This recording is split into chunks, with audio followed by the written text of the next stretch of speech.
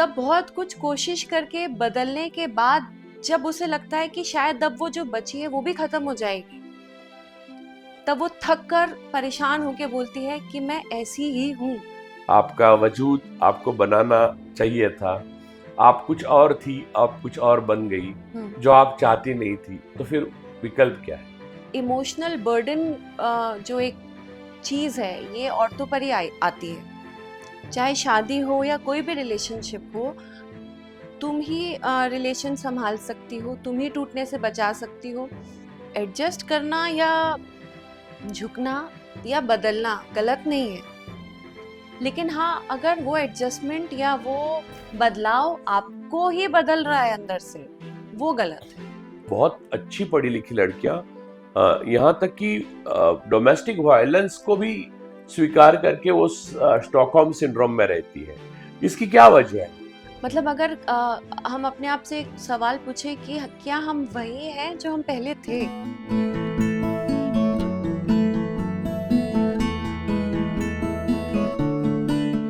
नमस्ते, पीपल के पेड़ के सेकेंड एपिसोड में आप सबका स्वागत करती हूँ मैं, और मेरे साथ है राजू।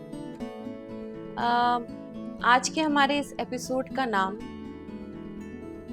बहुत ही प्यारा और कई औरतों को छूने वाला है। मैं जो हूँ सो मैं हूँ।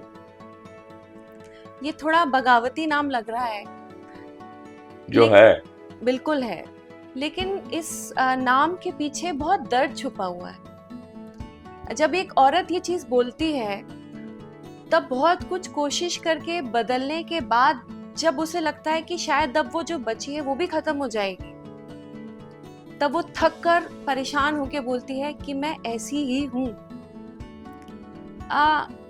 मैं इस चीज पर आपसे कुछ पूछना चाहूंगी।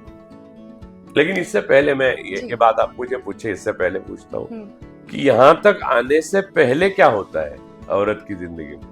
अगर आप औरत की ये कहानी बयां कर रही है तो पहले बहुत कुछ होता होगा ना, कि यहाँ तक बात आ गई है, इसका मतलब अगर पहले बहुत कुछ हुआ है। बिल्कुल। वो क्या हुआ है? हमारी बचपन से हमको सिखाया यही जाता है कि तुमको एक तरीके से एडजस्ट करना है।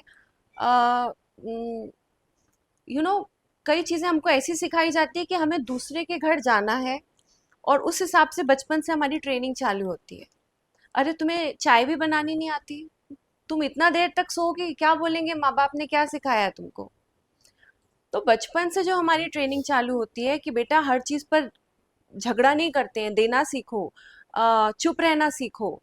तो वो जो एडजस्टमेंट है वो बचपन से ही हमारे अंदर डाला जाता है, क्योंकि उन्हें पता है कि हम एक दूसरे घर जाने वाले हैं और वहां जाकर हमें एडजस्ट ही होना है, हमें उस माहौल और उस रंग में रंगना है। तो शुरुआत हमारे घर से ही होती है इस चीज की। लेकिन ये तो शादी की बात होगी, लेकिन शादी से पहले पहले बहुत पड़ाव आते हैं, और आज की तारीख में सिर्फ शादी ही नहीं ना, कि किसी को मोहब्बत हो जाती है और वो प्यार 5 6 7 साल चलता है, ब्रेकअप हो जाता है, फिर शादी में कन्वर्ट भी हो सकता है, फिर कई बार लिव इन रिलेशनशिप होती है।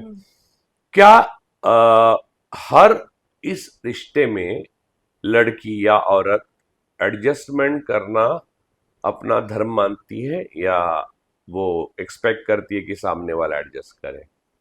क्योंकि मेरी अपनी एक जो राय है, जो बनी है अपनी जीवन को देखकर, वो मैं बाद में बताऊंगा, लेकिन चूंकि औरतों का प्रोग्राम है, मैं आपको चाहूंगा कि आप बताएं।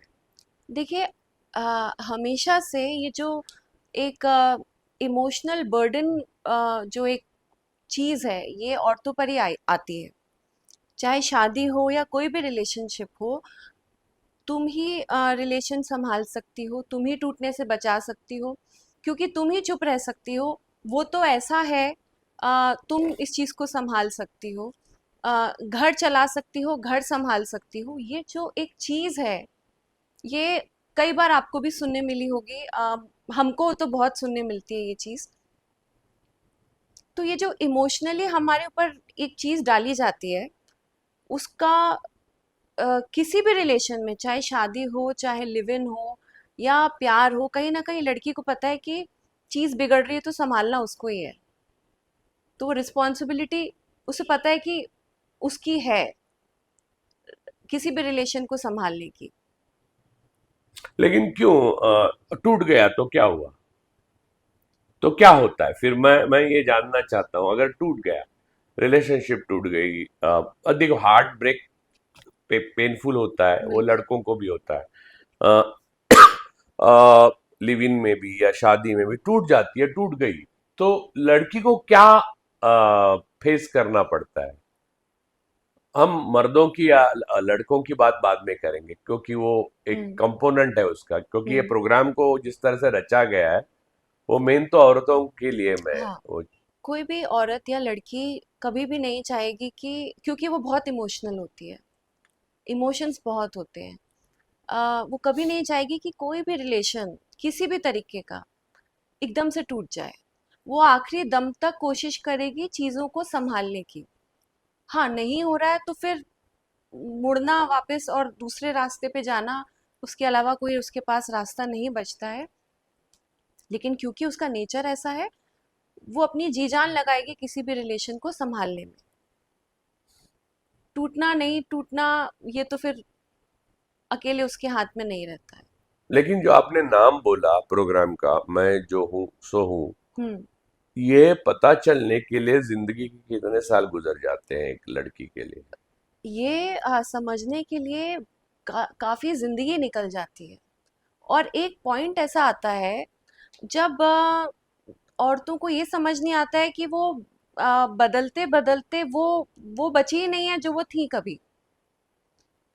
तब उनको अपने ऊपर भी गुस्सा आता है, आई थिंक दूसरों से ज्यादा खुद पर गुस्सा आता है कि मैंने मेरे साथ क्या कर दिया। उस समय वो जब ये कहती है कि मैं जो हूं सो क्या हूं। क्या बदलता है? स्वभाव, भावना, इंटेलेक्ट, क्या क्या वो एग्जैक्टली इन क्या? एंड आउट बदल बदल जाते हैं। देखो, उनके पसंद बदल जाती है, उनकी पर्सनालिटी बदल जाती है, उनकी सोचने, जो उनकी सोच है वो बदल जाती है। और ये एक दिन की चीज नहीं है, ये ग्रेजुअली हो रहा है, धीरे धीरे हो रहा है। और वो बहुत सारी चीजें वो खुद से छोड़ रही हैं कि ठीक है चलता है। करते करते एक पॉइंट ऐसा आता है जब वो पहले जैसी कुछ नहीं बचती है। पहले जो सारी चीजें उन्हें खुशी देती थी, अभी वो चीजें भूल चुकी हैं। ओरिजिनल नहीं रहती। हाँ। तो उस पॉइंट पे जाके एक पॉइंट ऐसा आता है कि अब वो बची ही नहीं है। तो अंदर से जो गुस्सा आता है, वो ये चीज है कि ये मैं जो हूं मैं वो हूँ। क्या क्या ये मिड लाइफ क्राइसिस है, या उससे पहले भी ये आ सकता है? मिड लाइफ क्राइसिस के पहले भी आता है। एंड मैं तो बोलूंगी कि ये जो एक सेंटेंस, इसके पीछे बहुत सारी चीज छुपी कहानियां हुई हैं। है, बहुत सारी कहानियां हैं। और इन परेशानियां हैं और इन सब की वजह से बहुत सारी बीमारियां हैं। मुझे बताइए कुछ अनुभव, यानी आपके खुद के ना हो तो किसी और के, आपके क्लाइंट्स के। जी। तो ये जो एक जर्नी रहती है औरत की, उसमें अपनी आवाज दबाते हुए, अपनी पसंद नापसंद को दबाते हुए वो जो चलती जा रही है, एक, शायद उनको समझ नहीं आता है, लेकिन एक पॉइंट ऐसा आता है जब उनकी body mentally and physically give up करने लग जाती है। ये जो कई सारे मेंटल इश्यूज होते हैं, depression, anxiety, hormonal issues, weight gain, इन सब का, बल्कि सबसे सिंपल और छोटी चीज है स्टमक से रिलेटेड इशू। कि एक पॉइंट ऐसा होता है जब उन कह रही है मुझे कुछ भी डाइजेस्ट नहीं हो रहा है या ब्लोटिंग हो रही है। ब्लोटिंग बहुत छोटी चीज है, फट से हम उसके लिए गोली खा लेते हैं, लेकिन उसकी जड़ में कोई जाना नहीं चाहता है। जड़ है हमारे थॉट्स, हमारी जर्नी, हमारी परेशानी जो कई सालों से चलती आ रही है। और अब वो इधर उधर से निकल के हमें कुछ कुछ परेशानियां और बीमारियां दे रही है। अच्छा, ये मर्दों के कभी ध्यान भी नहीं आता? ये तो आता भी है, हाँ, आता है मर्दों के ध्यान में। वो तो आप मुझे बताएंगे। मैंने नहीं, एक्चुअली मैं अपने आप को इतना सेंसिटिव नहीं मानता। हम्म। हालांकि मैं सेंसिटिव व्यक्ति हूँ, हम्म। लेकिन ये जो बातें आप बोल रही है उसको मैंने इतने गौर से कभी देखा नहीं। हम्म। अभी अभी मैं अपनी बेटी को जब देखता हूँ तो ये बातें थोड़ी थोड़ी मुझे समझ में आती है। वरना मैंने अपने लाइफ में ये ऐसा पहलू कोई है, ये इतनी जीवन के आपाधापी में देखा भी नहीं है। और इसके दूसरा एक पहलू मैं आपको बताता हूँ, जो ज्यादातर आजकल बहुत चर्चा उसमें होती है, कि मर्द को ना एक बोझ उसका अलग होता है। हम्म। बाहरी जीवन में जो संघर्ष करना पड़ता है, यानी ये एग्रिटेरियन सोसाइटी होने के बाद मर्दों को जिस तरह से उन्होंने जो पितृसत्ताक बनाया, बनाने के बाद वो सारा फायदेमंद तो होता नहीं है। हर व्यवस्था का एक फायदा और एक नुकसान होता है। तो उनके ऊपर जो बोझ रहता है कि आप रो नहीं सकते, हम्म। आप भावनाओं को प्रदर्शित नहीं कर सकते, यानी ज्यादातर ओवरऑल प्लस माइनस समझ लीजिए, हम्म। व्यक्ति अनुसार बदल भी सकता है। आप किसी भी तरह से एक प्रोटेक्टर हो इस हाउस के, करता हो, ये सारी जो आपको एक तरह से कछुआ की पीठ जैसे बनाने की कोशिश है ना मर्द को, वो उसकी सेंसिटिविटी को गंवा देता है। तो मुझे लगता है कि ये दौर जो है उसके जीवन का, जो दौर आप औरत का देख रही है, उस दौर में मर्द आपको इनसेंसिटिव लगता है हम्म। या लगता होगा, तो इसकी वजह भी वैसी है। और हाँ, ये है, इनसेंसिटिविटी है, लेकिन मैंने ऐसा भी देखा है, मेरे मेरे मित्र जो प्यार मेरे स्कूल डेज से वो चाहते थे एक दूसरे को, उन्होंने शादी की हम्म। और बात तलाक तक पहुंच गई, हम्म। शादी के बाद 15-20 साल बाद। तो ऐसा क्या हुआ? तो मुझे ऐसा लगता है कि मैं उसको एनालाइज करता हूँ, यानी मैं उनसे बात नहीं करता इस बात पर, हालांकि उनसे मेरी हर बात पे बात होती है, हम्म। होती हम्म। रही। यानी एक मीडिएटर के नाते मैंने कई शादियों में या रिश्तों में मुझे बुलाते हैं या बात करते हैं, क्योंकि लोगों को लगता है कि मैं अच्छी तरह से कर सकता हूँ, लेकिन ये सच नहीं है। लेकिन मैंने उनसे ये बात नहीं की, लेकिन मुझे ऐसा लगा कि उसका एक परिप्रेक्ष्य है, और वो इंसेंसिटिव जिसको कहते हैं, हम्म। आप लोग हम्म। जो जिसको इंसेंसिटिव कहते हैं, हाँ, मैं ये मानता हूं कि आपकी पर्सनैलिटी को, यानी औरत की पर्सनैलिटी को पूरी तरह से डैमेज हो जाता है। हम्म। क्योंकि देखिए ऐसा है कि उस कठिन पृष्ठभूमि को आप सहना का आपका मतलब आपकी धार निकल जाएगी, बराबर है। मैं लेकिन वही वो बोल कठिन क्यों बना, वो भी एक लेकिन कहानी है। लेकिन सोसाइटी, आप जो बता रहे हैं, एक आदमी को और स्ट्रांग और मजबूत देखना चाहती है, वही औरत को आ, सबमिसिव। हाँ, देखना चाहती है। इसमें आप कुछ बन रहे हो, आप स्ट्रांग बन रहे हो, लेकिन औरत अपना वजूद खो रही है धीरे धीरे। यानी आपका वजूद, आप ये कहती है कि मर्दों का वजूद बनता है और औरत का पहचान खो जाती है, यही कहना आप चाहे? आपको नहीं लगता ऐसा? आप मुझे बताएंगे कि आपने कभी लाइफ में खुद को किसी के लिए बदला है, या आसपास किसी आदमी को ऐसे देखा है जो खुद चेंज हुआ है? अ, मैंने मेरे बारे में मैं यानी कन्फेस कर सकता हूँ हम्म। कि मैंने अपने आप को किसी के लिए नहीं बदला। कितना अच्छा लग रहा होगा ना ये कहने में। कहने में बिल्कुल अच्छा नहीं लग रहा है। समझिए आप बात को, मेरे सामने चुनौतियां दो थी, हम्म। विकल्प दो थे। हम्म। अगर मैं बदलता तो मैं बन नहीं पाता, और अगर मैं बदलता तो मैं क्या पाता, कि किसी का विश्वास, किसी की पर्सनैलिटी को बनने की सहूलियत, मौका, ये सब दे सकता। हम्म। लेकिन फिर मेरा त्याग पता नहीं उस ऊंचाई पर मुझे ले जाता जहां पर मैं जा सका हूं या जा सकूंगा। तो मैं मानता हूं कि मर्द वैसे स्वार्थी होते हैं, हम्म। क्योंकि इसकी वजह यह है कि समाज पूरी तरह से उनके लिए, यानी द मैन्स वर्ल्ड ऐसा कहते हैं ना, आदमी की दुनिया है, बिल्कुल। तो उसके लिए बना हुआ है, तो उसका वो फायदा स्वाभाविक रूप से लेता है। यानी आप इसी कैपिटलिस्ट को एक कहें कि आपको पैसे मिल रहे हैं तो मत लो ना पैसे, ऐसी बात है ये। बिल्कुल वही वही हाँ, मैं बोल रही तो आप मुझे ये आपसे मैं उम्मीद करता हूँ, तो मैं जैसी हूँ वैसी हूँ, मैं जैसी हूँ, जो हूँ सो हूँ, हूँ। ये जो आप जब कहती है तो फिर आप क्या करोगी? अचानक बगावत, तो आपके सामने चॉइसेस क्या है, रास्ते क्या है, लड़कियों के सामने रास्ते क्या है, औरतों के सामने रास्ते क्या है। एक एक पॉइंट पे आपको पता चला कि आपकी पहचान आपने खोई है, आपका वजूद आपको बनाना चाहिए था, आप कुछ और थी, आप कुछ और बन गई, हम्म। जो आप चाहती नहीं थी, तो फिर विकल्प क्या है?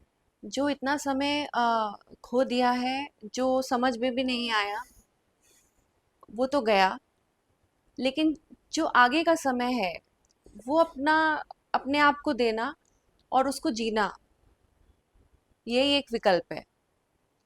अपने लिए जो जो कर सकते हैं करना, गिल्ट फ्री करना। औरतों के अंदर एक गिल्ट बहुत बड़ी प्रॉब्लम होती है।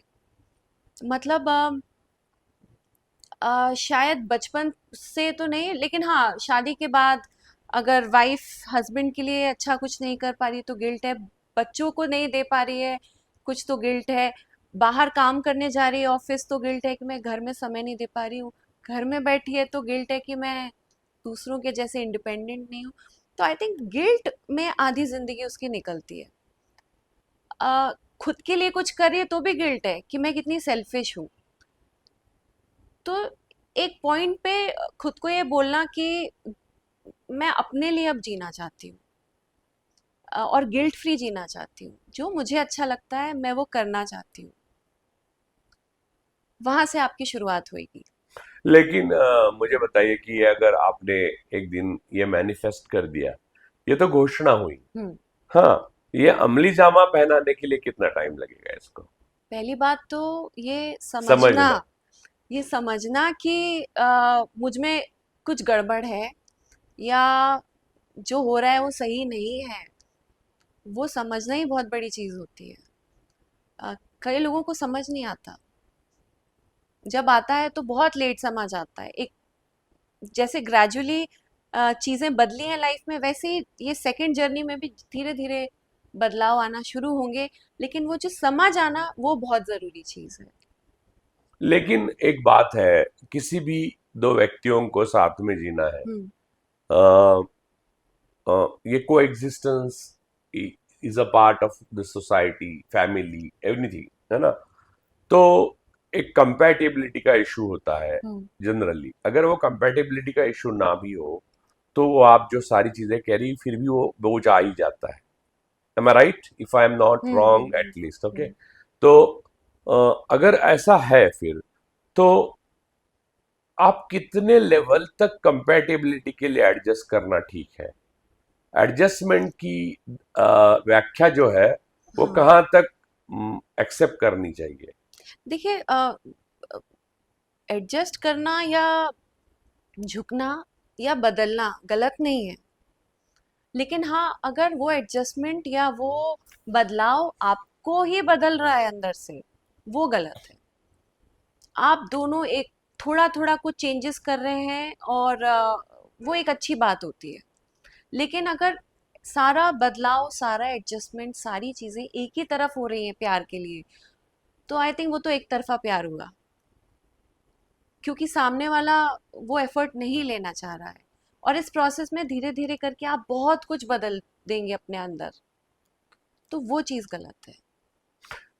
मुझे एक पूछना है कि क्या औरत के साथ अननोइंगली, अनइंटेंशनली मर्दों द्वारा, यानी हस्बैंड हो या प्रेमी हो या साथी हो, गैस लाइटिंग होती है? ओह, बहुत ज़्यादा। हम्म। बहुत ज़्यादा। गैस लाइटिंग एक बहुत ऐसा वेपन है या टूल है, मैं बोलूँगी, जो अक्सर रिलेशनशिप में यूज़ किया जाता है। अ, उदाहरण के साथ बताइए, लोगों को गैस लाइटिंग का मतलब भी, हमारे कई दर्शकों को, औरतों को नहीं होगा, तो गैस लाइटिंग, एक एक उदाहरण बताइए, गैस लाइटिंग कैसे होता है?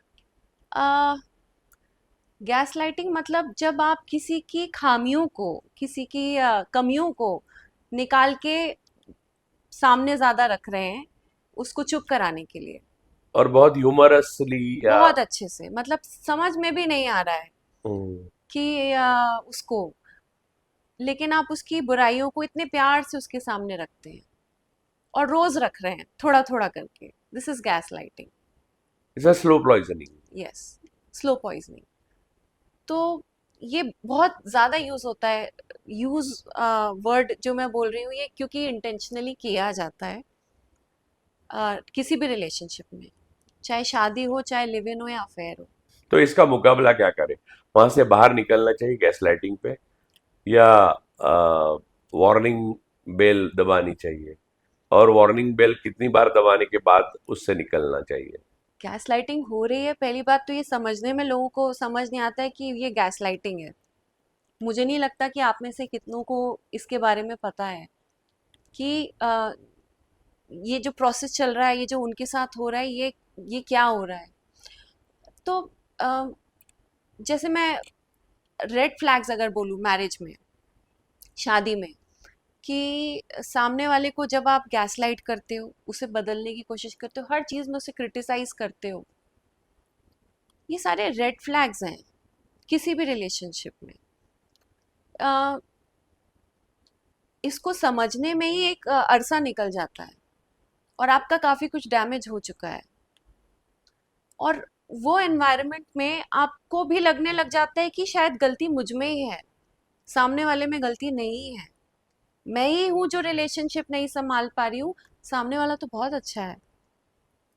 तो ये एक बहुत मुश्किल स्टॉकहोम चीज़ सिंड्रोम हो है। जाता है। बिल्कुल, वही।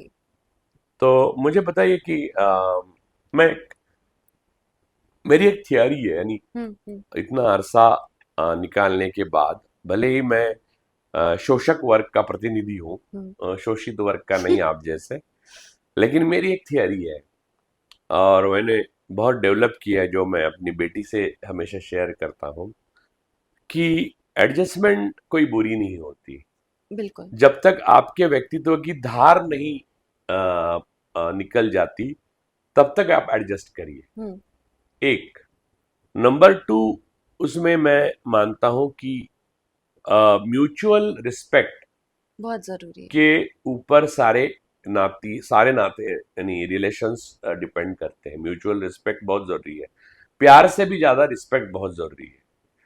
तो हो सकता है प्यार खत्म हो, लेकिन रिस्पेक्ट खत्म नहीं होना चाहिए। दो, और तीसरी बात यह है कि आप जो हो उससे कुछ अलग बन रहे हो, हम्म।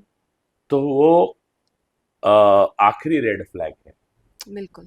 मतलब अगर हम अपने आप से एक सवाल पूछे कि क्या हम वही हैं जो हम पहले थे, तो आंसर शायद हमें मिलना शुरू हो जाएगा। कई बार ना ऐसा होता है रिलेशनशिप में कि सब कुछ बहुत अच्छा चल रहा है, लड़ाई नहीं हो रही है, प्यार भी नहीं है, शांति है घर में, लेकिन आप जिंदगी जी नहीं रहे हो।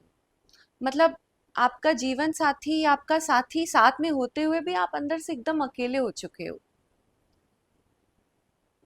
वो रिलेशनशिप में ये उसको आगे बढ़ाना मतलब आई थिंक सुसाइड है वो। आपको क्या लगता है? हाँ, कैरी करना है, वो ढोना है वो उसको। ढोना है वो रिलेशन। लेकिन मैंने अपने पूर्वज, यानी जो मेरी माँ थी, यानी अपने घर में, हम्म। यानी जो मेरी चाची, दादी, यानी मेरे, वो सब उन लोगों का देखा ना, तो उन्होंने, मुझे लगता है कि ऐसे ही अपनी जिंदगी गुजारी। उनके 90-90 साल उनके पति के साथ ऐसा था ना कि बस वो हम्म। आते थे, बस, और वो उनको मालिक भी बोलते थे। हम्म। हाँ, मालिक आए हैं, वो सब ऐसा भी बोलते थे। हम्म। तो वो आए, वो उनका ड्रेस वैस सो उन्होंने उतारा, यानी कोट वोट पहनते थे उस वक्त, तो लगाया, फिर वो सब किया। तो उसमें उनको खुशी होती थी कि वो आ गए, मालिक आ गए शाम को, तो ये वो सब। और उसमें वो गुलामी की एक अटूट परंपरा थी। और आज की लड़कियां कितनी भी बगावती हो, वो एक अटूट परंपरा का एक हिस्सा है। हम्म। मैं देखता हूँ ना कि आप भी देखती होंगी, आपके पास तो हम्म। आपके क्लाइंट्स भी आते हैं, हम्म। तो कि अ, लड़कियां, पढ़ी लिखी लड़कियां, बहुत अच्छी पढ़ी लिखी लड़कियां, यहाँ तक कि डोमेस्टिक वायलेंस को भी स्वीकार करके वो स्टॉकहोम सिंड्रोम में रहती है। इसकी क्या वजह है? इसकी घर वजह टूटने का डर। घर टूटने का डर है। अकेले होने का डर है। आज भी अलग होना या डिवोर्स एक बहुत बड़ा टैबू है। टैबू है। मतलब कई बार ऐसा भी होता है कि आपके खुद के पेरेंट्स आपके साथ नहीं होते हैं।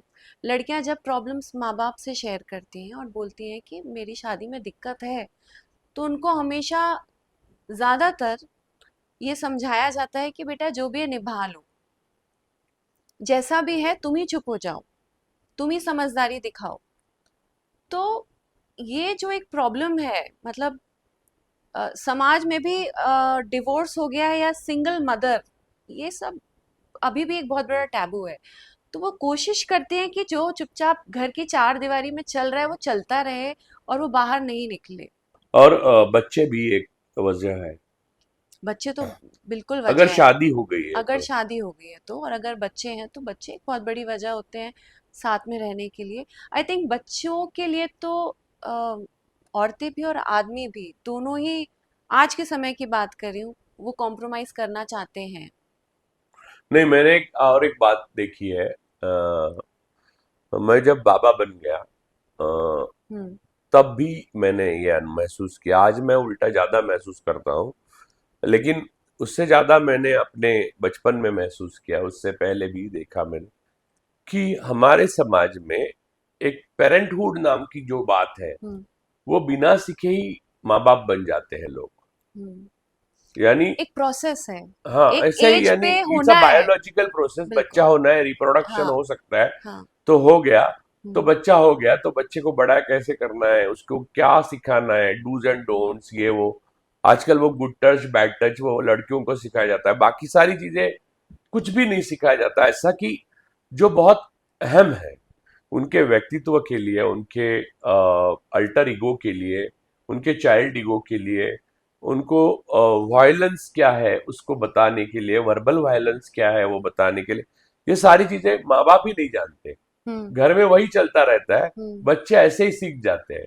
फिर सेक्स एजुकेशन स्कूलों में तो आज तो अब तो सरकारी लेवल पे ही पूरी तरह से खुशी खुशी है, तो सिखाया कहाँ से जाएगा। ये सारी जो बातें हैं वो अल्टीमेटली नई पीढ़ी को फिर अफेक्ट करती है, और एक और बर्बाद पीढ़ी पैदा होती है, वो आने वाली और एक बर्बाद पीढ़ी पैदा करने के लिए। तो ये जो है उसके लिए हमारे दर्शकों ने पिछले एपिसोड में हम्म। लिखा है, एक स्पेसिफिक लिखा है, एक दादी ने लिखा है, हम्म। उनके बेटी के बारे में लिखा है, और फिर पोती के बारे में। तो पोती उनको कहती है कि मैं शादी नहीं करूंगी, और उन्होंने सोच के निर्णय लिया, और दादी उसको सपोर्ट कर रही है, ऐसा हमारी कमेंट में है। तो क्या आप ऐसी बात को, ऐसी सोसाइटी को हम्म। सपोर्ट करेगी? क्या शादी ना होना हम्म। लड़की के लिए ज्यादा फायदेमंद है? मैं सच बोलूं तो जो मैं आसपास इस समय माहौल देख रही हूँ, ज्यादातर लड़कियां शादी से भाग रही हैं। वो शादी नहीं करना चाहती हैं। और मुझे बहुत सुनने को मिलता है। इनफैक्ट कई औरतें हैं जो आके ये बोलती हैं, इन यहाँ तक कि हमारे एपिसोड में भी कई कमेंट्स में ये लिखा हुआ है कि शादी तो करनी ही नहीं चाहिए। आपका क्वेश्चन? यही कि लड़की के लिए फायदेमंद है, या यानी एक सोसाइटी के लिए ठीक ठाक है क्या? सोसाइटी के लिए तो हमेशा से शादी बहुत ज़रूरी चीज़ रही है। एक लेकिन मुझे नहीं लगता कि जो शादी है, हम्म। जो इस समय चल रही है, जो बनाई गई है शादी सोसाइटी के द्वारा, अगर ऐसी शादी है तो शादी नहीं होनी चाहिए। तो आप ये मानती है? मैं बिल्कुल मानती हूँ, क्योंकि एक बहुत बड़ी रिस्पॉन्सिबिलिटी है। शादी के बाद जो बच्चे हो रहे हैं वो हमारा फ्यूचर है। वो जो घर से देख कर आ रहे हैं, जो घर से सीख कर आ रहे हैं, वो बाहर समाज में आके समाज को वैसा बना रहे हैं। तो ये सिर्फ एक बहुत छोटी चीज़ नहीं है। एक बच्ची अपनी माँ को देख रही है, उसके सैक्रिफाइसेस को देख रही है। और आजकल के बच्चे बहुत अलग हैं। आजकल वो चुप होना या आंसू पोंछ लेना नहीं सीखते हैं। वो जानते हैं कि गलत है और गलत को गलत कहने की उनमें हिम्मत है। इसीलिए सोसाइटी छोड़िए, मेरे घर में भी जो दो बच्चियां हैं, अभी कॉलेज में है इस समय, वो बहुत ही क्लियर हैं कि हमें क्या नहीं करना है, क्या करना है। ये है तो ये मैं नहीं करने वाली हूँ बिल्कुल भी। और मैं शादी तब तक नहीं करूंगी जब तक अ, मेरा मन नहीं करेगा। और कहीं ना कहीं हम लोग भी उस चीज को एक्सेप्ट कर रहे हैं। जैसे वो जो कमेंट आया था दादी जी का, एंड मैं मुझे बहुत खुशी है कि वो उस उम्र में होकर भी ये चीजें बोल रही हैं। क्योंकि उन्होंने भोगा है ना। उन्होंने भोगा है, भोगते सब हैं, लेकिन बोलने के समय एक बहुत ही डिप्लोमेटिक आंसर देते हैं। हमने किया तो तुम भी करो, ये रहता है, वो तो होता है तो तुम्हें भी करना चाहिए, उसमें क्या है। लेकिन हाँ, उस उम्र के लोग इस चीज को मान रहे हैं, एक्सेप्ट कर रहे हैं, ये बहुत बड़ी चीज है। लेकिन जो शुरुआत में आपने कहा, मैं जो हूँ सो हूँ, हम्म। अ, उसका मैंने हम लोग वहां पर आ गए कि अ, वो अनुभूति अगर आ गई अंदर से लड़की को या औरत को एक पड़ाव पर, उम्र के एक पड़ाव पर, तो उसके बाद क्या है? उसके बाद ना वो पीछे जा सकती है, आगे कैसे जा सकती है? जा तो आगे ही सकती है, लेकिन आगे जाने के लिए कैसे जा सकती है? क्या विकल्प है, आप बताइए। देखिए, औरत में इतना पावर होता है कि जब वो खुद बदलती है ना, तो आसपास का माहौल बदल जाता है। एक घर घर बोलते ना, औरत से बनता है। अगर वो औरत ही घर की आपकी सबसे दुखी प्राणी है, अच्छी औरत सब लोग बोलते हैं कौन है, लेकिन कोई ये नहीं पूछता है कि खुश औरत है कि नहीं। तो जब वो औरत जो आपके घर की है, या वो आपके घर की बच्ची जो है, वो ही अगर खुश है, तो ऑटोमेटिकली चीजें बदलने लग जाती हैं घर में, घर का माहौल बदल जाता है, एक अलग सी पॉजिटिविटी आ जाती है। एक औरत के बदलने से बहुत कुछ बदलता है, तो शुरुआत वहां से हो जाती है। और वो औरत किसी भी उम्र पे बदल सकती है। बिल्कुल बदल सकती है, बस उसके अंदर का वो आग, देवी जो होती है, उसके अंदर की वो आग, आग आग, आग। जागनी चाहिए। देवी मत कहिए, देवी कहकर हमने बर्बाद किया औरत को, और धार्मिक बनाकर नदी को नहीं, ये बर्बाद बिल्कुल भी किया। धार्मिक नहीं है। आई थिंक उसके अंदर की वो जो एनर्जी है, जो आग है, जिस दिन वो जाग गई, और वो किसी भी उम्र में जाग सकती है, हम्म, उस दिन जरूरी नहीं कि वो घर छोड़ के भागे। हम्म, वो घर में बैठे बैठे चीजें बदल सकती है। उसको कोई फर्क नहीं पड़ेगा कि उसे कोई एक्सेप्ट कर रहा है कि नहीं, उसको कोई सुन रहा है कि नहीं, बात करने वाला है कि नहीं, वो अंदर से ही ऐसा चेंज पर्सन हो जाती है। हम्म। ये एक प्रोसेस कितने साल का होता है? लंबा हुआ तो कितना, और छोटा हुआ तो कितना? ये तो ये एक प्रोसेस नहीं है, ये एक दिन का रियलाइजेशन है। वो एक दिन आपको एक झटका लगता है, एक दिन एक क्वेश्चन कोई आपसे पूछ लेता है, और आपको समझ आता है कि ओ, सही बात है। हम्म। तो ये एक दिन का रियलाइजेशन है, और जिस दिन जिस पल वो समझ आ जाता है, जिंदगी बदलना शुरू हो मुझे जाती है। बताइए, रिलेशनशिप में, मैन वुमन रिलेशनशिप में, ये सारा संघर्ष पावर का है क्या, या किसी और चीज का है? क्योंकि इस गुत्थी को मैं सुलझा नहीं पा रहा हूं, इसलिए मैं आपको पूछ रहा हूं। क्योंकि मैं उस वर्ग से आता हूं, फिर से एक बार बोलता हूँ, शोषक जिसको कहते हैं। तो पावर तो उसके पास होती है, ऐसा माना जाता है हम्म। ट्रेडिशनली। हम्म। तो मैं इसका निर्णय नहीं कर सकता, इसलिए आपको पूछ रहा हूं कि ये संघर्ष सत्ता का है क्या? देखिए, अगर हम इतिहास उठा के देखें, हमारे इतिहास में औरतों की जगह कुछ और थी। ये मुझसे अच्छे से आप शायद बता सकते हैं कि औरतें क्या कर रही थी उस जमाने में, उस समय में। एग्रिटेरियन सोसाइटी से पहले। ये धीरे धीरे जो औरतों का रोल चेंज हुआ है। हम्म। आ, मैं बताता हूँ, एक छोटा उदाहरण, छोटे उदाहरण से हम करते हैं हाँ। सत्ता का मतलब मैं क्या बनता हम्म। हूँ। कहीं जाना है, कहीं आना है, किसके साथ जाना है, किसके साथ आना है, हम्म। तो परमिशन लेनी, हम्म। या बताना, हम्म। या बताने का मतलब परमिशन। हम्म। हाँ, हम्म। इस टाइप की जो चीजें हैं, वो जनरली मर्द अगर थोड़ा नजरअंदाज कर दे तो चल जाएगा, हम्म। लेकिन औरत करे तो वो बहुत बड़ी चीज है। बहुत बड़ी गड़बड़ हो हम्म। जाती है ना? तो ये पावर स्ट्रगल ही हुआ ना। बिल्कुल। तो हम्म। ये पावर स्ट्रगल है, उस वजह से उसके व्यक्तित्व को डैमेज होता है क्या? हम्म। बिल्कुल होता है। क्योंकि ये पावर स्ट्रगल क्योंकि इमीडिएटली अफेक्ट तो आपकी आजादी को करता है, हम्म। हम्म। और आजादी को अफेक्ट करने का मतलब आपके व्यक्तित्व को बदलने की शुरुआत। ये जो नियम बनाने वाले लोग हैं, ये आप लोग हैं। अ, और ज्यादातर हम काबू उन चीजों को करते हैं जो हमें पता है कि हमसे ज्यादा बड़ी है, या जिनमें ज्यादा पावर है, जो हमें पता है कि किसी लायक नहीं, हम शायद उसकी तरफ नजर भी नहीं डालेंगे।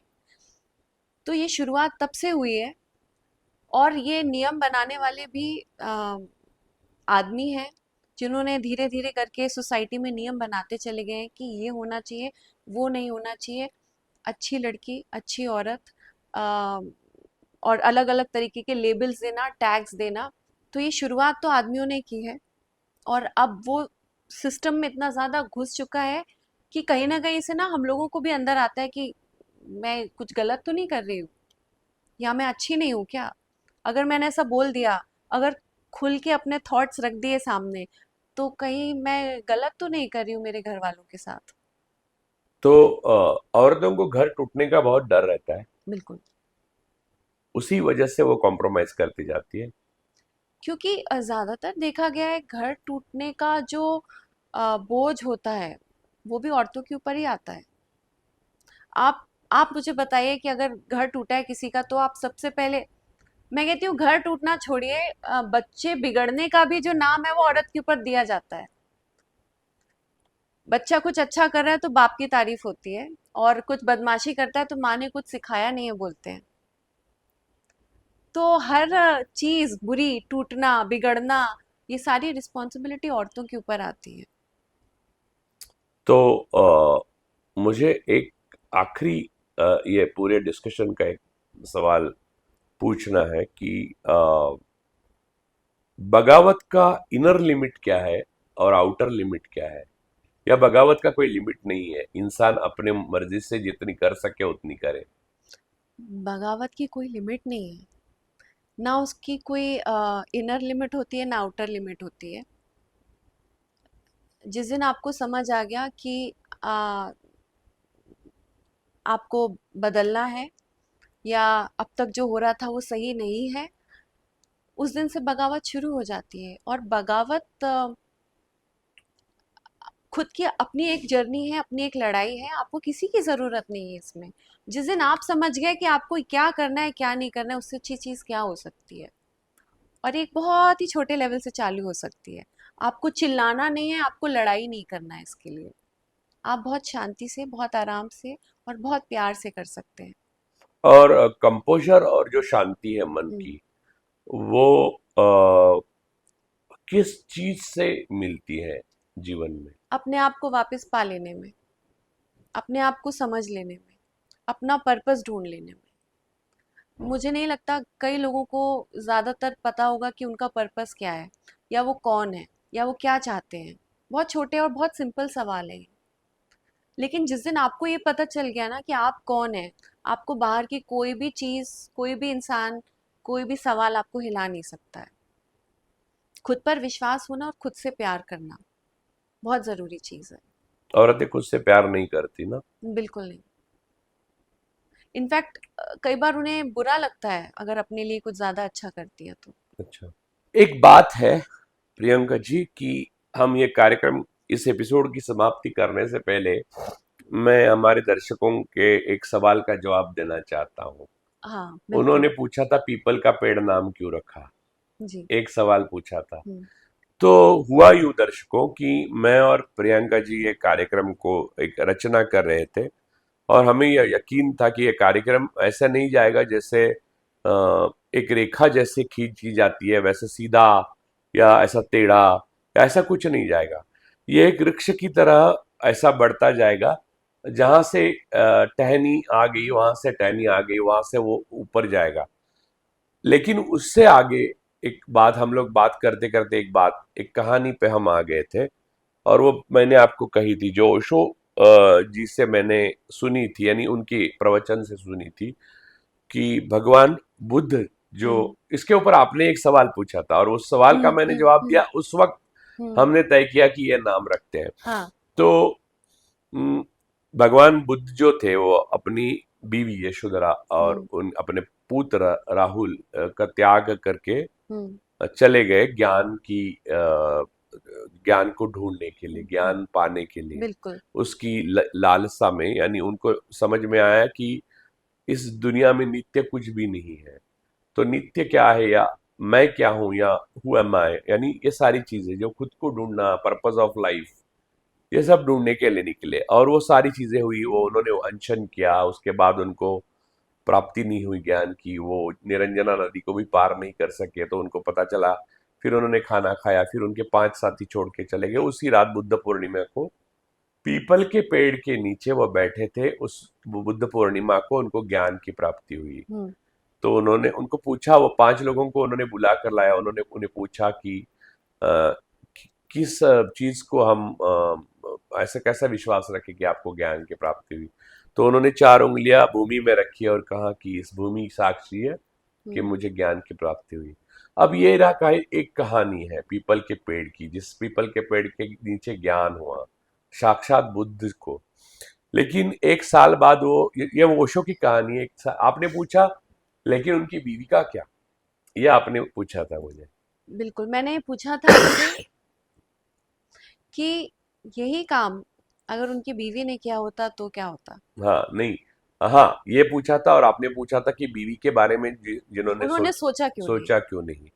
तो आ, ओशो की उस कहानी मैंने सुनी जब, तो उन्होंने कहा कि 1 साल बाद वो ज्ञान प्राप्ति के बाद अपने महल में गए, वापस आए थे। और उनको उनकी पत्नी यशोधरा ने यही सवाल पूछा कि स्वामी आप बंदे, आपको जो ज्ञान पीपल के पेड़ के नीचे प्राप्त हुआ, क्या वो यहाँ मेरे साथ बैठे नहीं हो सकता था। तब बुद्ध ने जो उत्तर दिया वो बहुत महत्वपूर्ण था। उन्होंने कहा कि हाँ यशोधरा, मुझे यहाँ भी वो ज्ञान प्राप्त हो सकता था, लेकिन ये समझने के लिए मुझे पीपल के पेड़ के नीचे जाना पड़ा। और वैसे वो कहानी की पूर्णता होती है। तो इसलिए वो इतना सुंदर जो रूपक है, उसका नाम हमने चुना, और वो पीपल का पीपल का पेड़ पेड़ रखा है। इस कार्यक्रम का नाम दिया। बिल्कुल।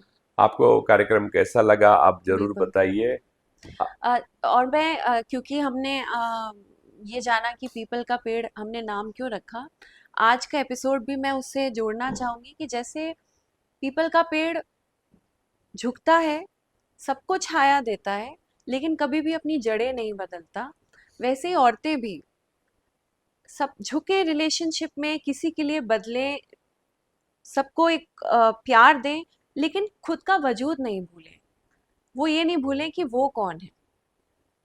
तो इसी के साथ आज का एपिसोड जो है अम, हम खत्म करते हैं। साक्षात बुद्ध को भी ज्ञान देने की क्षमता एक पीपल के पेड़ के नीचे ही है। बिल्कुल। तो आपको एपिसोड कैसे लगा, आप ज़रूर बताइए। आप सब्सक्राइब करिए चैनल को, शेयर कीजिए, लाइक कीजिए, और बटन दबाइए, बेल आइकॉन दबाइए। और अगले एपिसोड में ऐसा ही एक सब्जेक्ट लेके हम आएंगे। ज़रूरी नहीं कि एक सब्जेक्ट का सीधा उत्तर हो, सीधा प्रश्न हो, क्योंकि जीवन सीधा नहीं है, और तर्क बाद में लगाए जाते हैं, जीवन अतार्किक है। तो हमारे एपिसोड भी अतार्किक होंगे, ये समझ लीजिए। आज के लिए इतना ही, धन्यवाद।